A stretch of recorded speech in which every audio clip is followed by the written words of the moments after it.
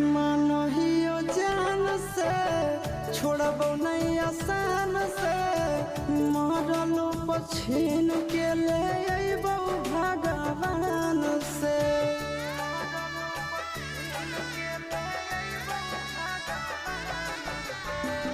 मानहियो जान से छोड़बो नहीं आसान से मरलो पछीन के ले अइबो भगवान से।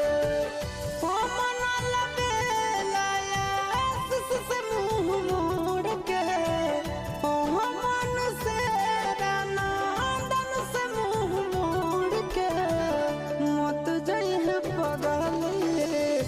पगला के छोड़ के मत जइहे पगला के छोड़ के।